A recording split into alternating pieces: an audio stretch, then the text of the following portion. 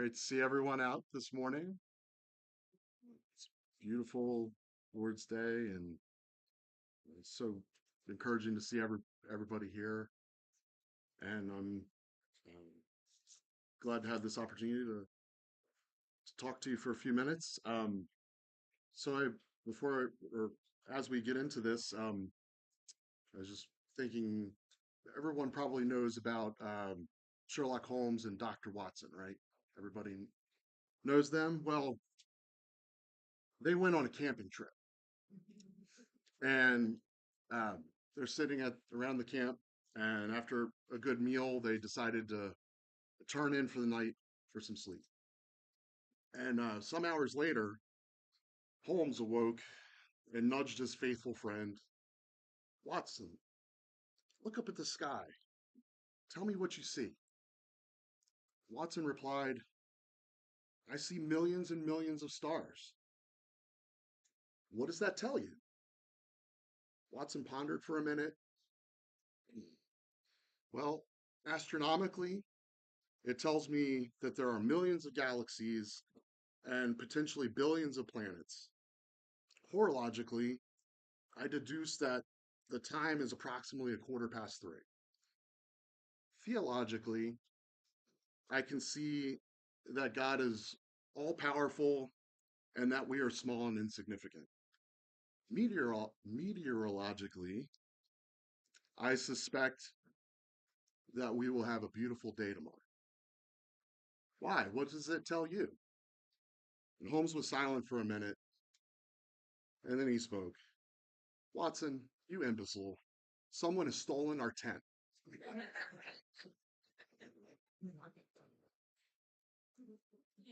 So, so that's the thing about perspective, right? Sometimes we get so focused on the wrong detail that we miss some bigger truth. So sometimes, the expression, we can't see the forest for the trees.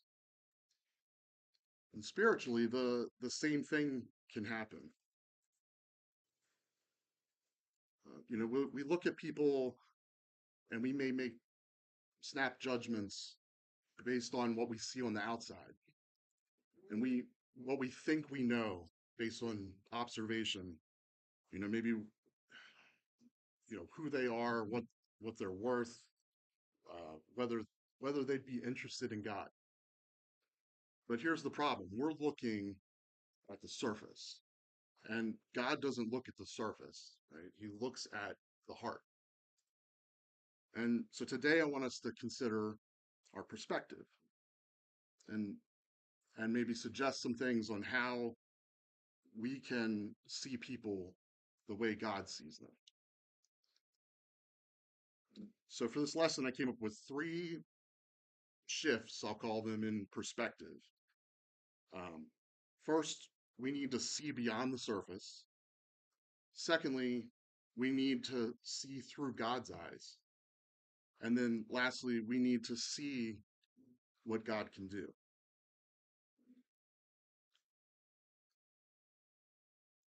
So when we consider the need to see beyond the surface, I mean, there's danger in human judgment.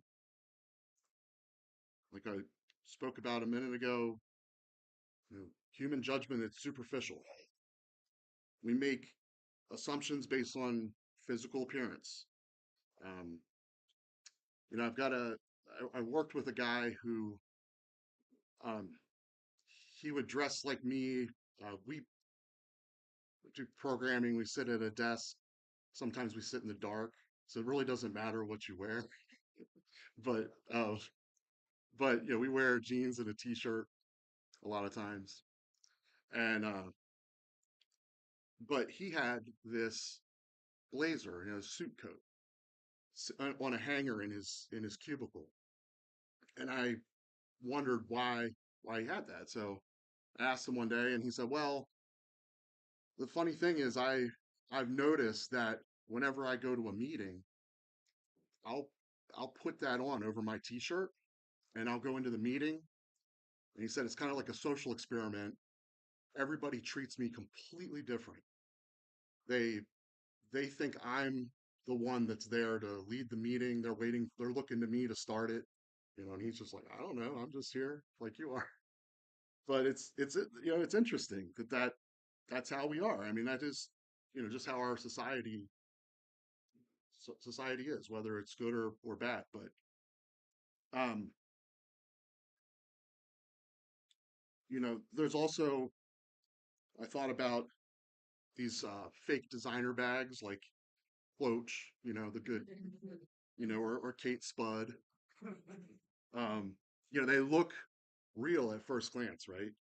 But if you look closer, the stitching's off, the logo's crooked, the zipper breaks after a couple of uses. Outwardly it looked like the real deal, but on the surface it fooled you. So, you know, another thing to consider is that there is a lot of evil in the world. I mean, we can clearly see it. I know everyone can think about things that have happened even in just recent weeks. But there's also, aside from that obvious stuff, evil can masquerade as good. Not everyone who looks spiritual on the outside is following Christ on the inside.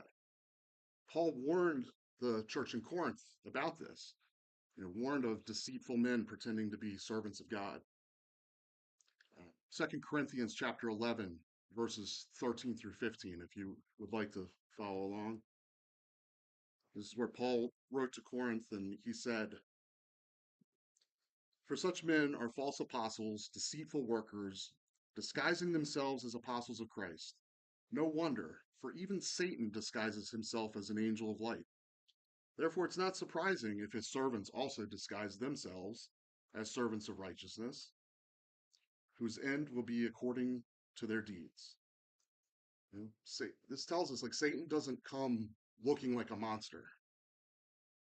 He comes looking appealing. Temptation, it doesn't show up with a warning label, right? It shows up looking good, fun, desirable. So these are some of the dangers of not seeing below the surface. And we really must look beyond the surface in order to not be fooled. Um, so most of us have probably heard the idiom, if not all, uh, don't judge a book by its cover, right? Now, this is a book I found. That's actually a real book. Out of, and looking at this book, I'm sure you would think this has got to be like one of the most exciting reads I'll ever have, right? And, I was actually surprised it has a second edition because I was thinking like, well, maybe they left out the part about like go left if you can't go right, or something. But uh, but yeah, it's a real book, and but we tend to look at that and make assumptions, right? Um, this I just have to share. Whenever I think about don't judge a book by its cover, and the grade school kids will appreciate this, but um, you all can remember like book reports, right, in grade school. So I used to always be really excited when we'd get to choose our own book for the book report, because sometimes they just tell you, here's your book, right? You have to write a book report. But if I had the opportunity, then I was looking for books that had lots of pictures in them, right? Because like pro tip, there's like not as many words, if you find the ones with the pictures. But uh, no, in all seriousness, I love to read now, but back then I needed to be out on the playground playing kickball. So, but I would look at the cover and I would look at like I'd pick something that had like really cool cover and lots of pictures because I figured there's a good chance if that cover looked like that, then the inside must have some cool pictures. But most of the time it worked. But anyways, sorry for that. That's what I think about. But this idea of don't judging a book by its cover.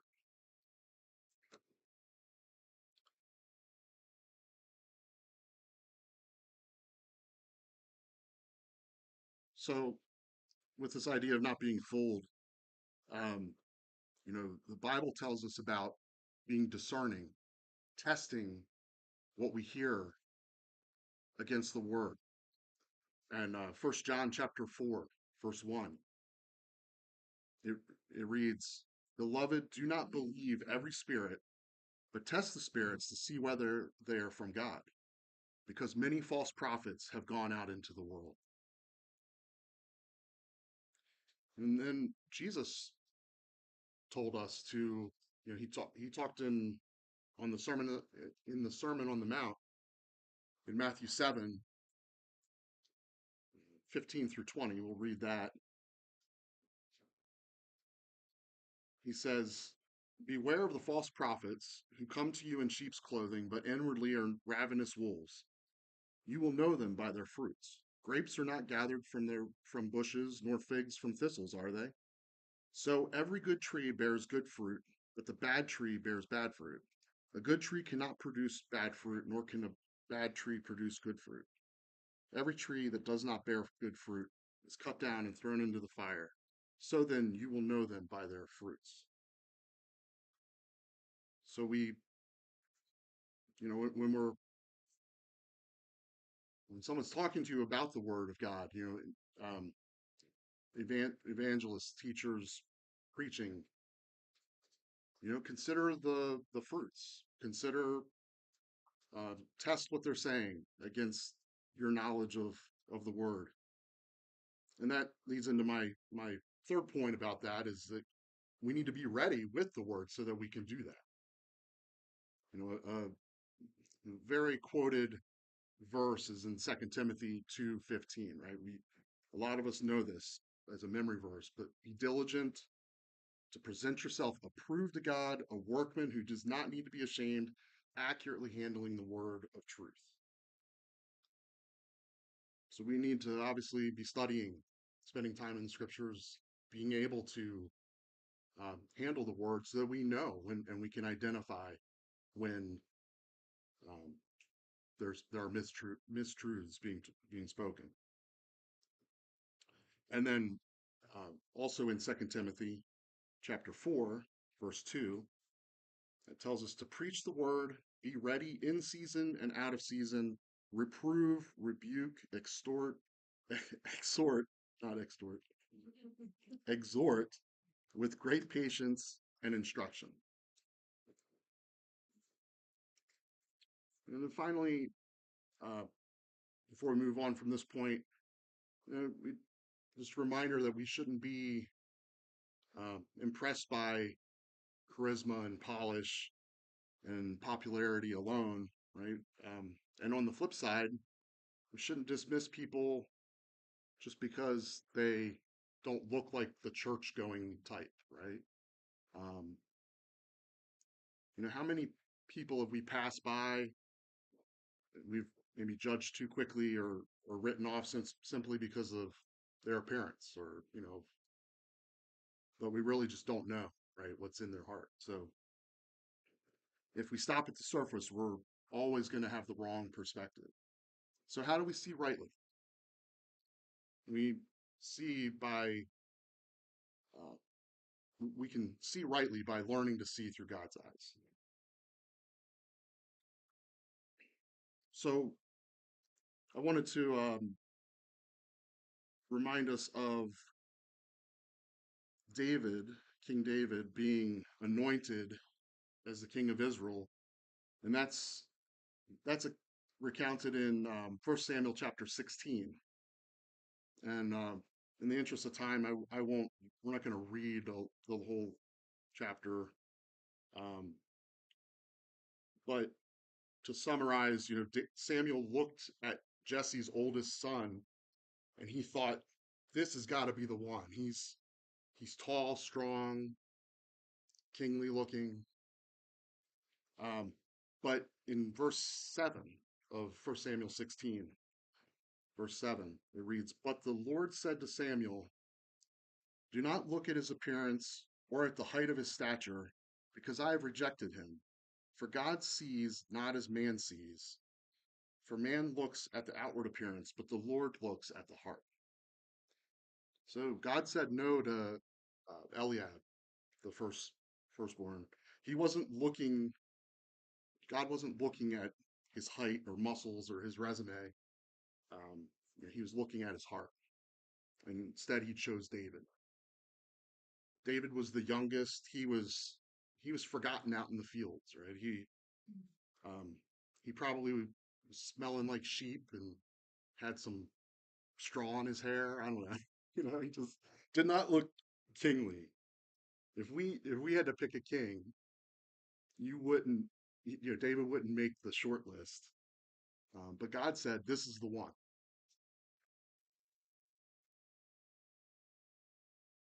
Sorry.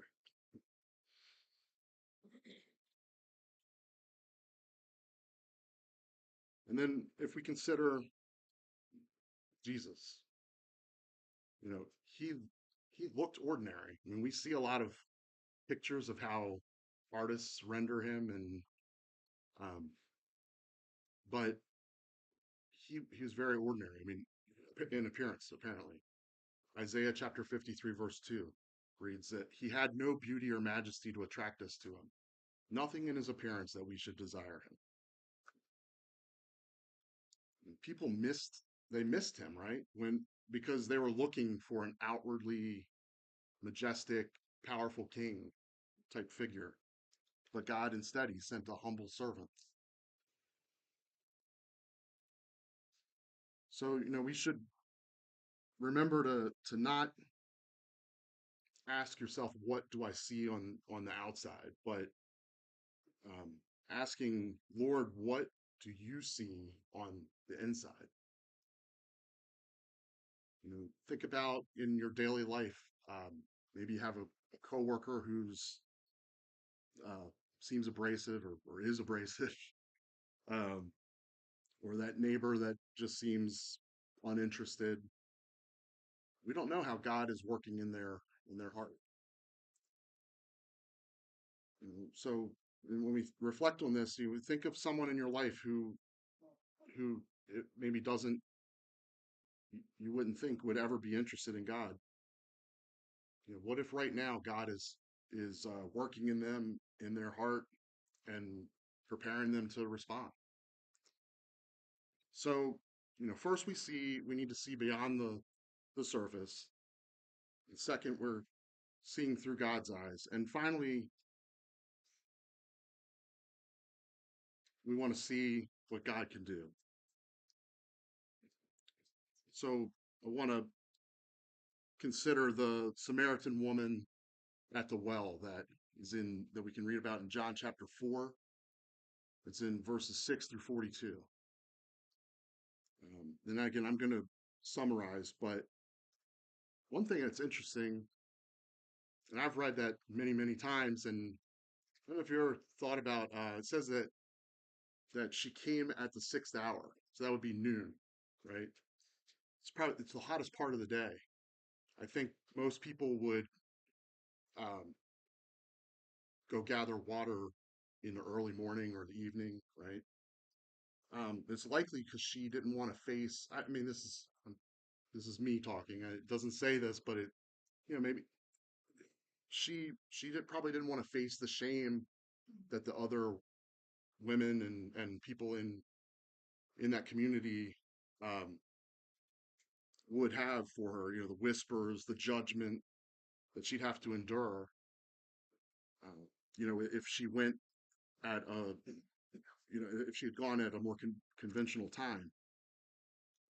She was known for her broken past. She had five husbands, and the man she was with wasn't her husband. On the cover, she looked like an outcast, the last person that you'd expect to become a witness. But after meeting Jesus, she dropped her. It says she dropped her water jar. She ran to her village and she said, "Come and see this man who told me everything I did." And it says that many Samaritans from that town believed in him because of that woman's testimony. And then we can also look at Saul, right? The persecutor of Christians that became Paul, the apostle. Acts chapter 9 recounts that his conversion. Um, it says Saul was hunting down Christians, throwing them in prison. If you would ask the early church, who's the, who's the last person that you would think would ever believe in Jesus, it would probably have been Saul.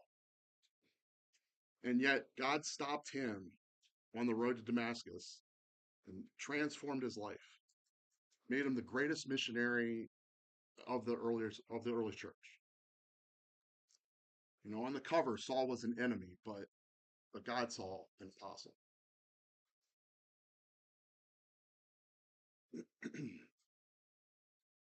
So we shouldn't write anyone off. I mean, we do see where the apostles and disciples shook the dust off their feet in towns where they weren't accepted. But we should, you know, like as I mentioned earlier, it's in First Corinthians chapter 2, verse 11. It says, For who among men knows the thoughts of the man except the spirit of the man which is in him? Even so, the thoughts of God no one knows except the Spirit of God. So, you know, again, we don't know what people are thinking. You know, all we can do is put our best foot forward, our you know, shine our light as Christians, and um, you know, there's a difference between, you know, someone not being receptive and you maybe going to someone else for, but that's not necessarily writing them off. I mean, you know, it's also an interesting point that, like, you know, we're told to spread the word. We're not we're not personally responsible for, obviously, for what a person decides to do with the word. We're just told to spread the gospel to all creation. You spread that truth; it will work in the hearts of men. And you know, so we just don't want to write anybody off. I've personally known, I won't name any names, but you all probably can think of people who, um, I know someone who would come to Glen Burnie for years and uh, don't believe it ever obeyed the gospel, but came with their spouse and um, years and years, like my whole growing up. And then one day,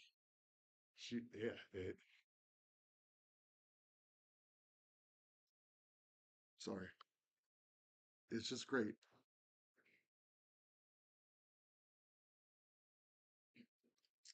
So don't write anybody off.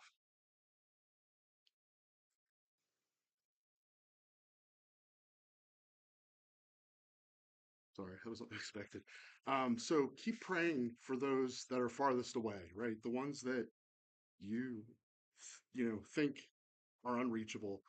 Uh, James chapter 5, verse 16, it says, The effective prayer of a righteous man can accomplish much. And then be ready to share the gospel with anyone. Because, you know, the one that you least expect could be the one that God's prepared.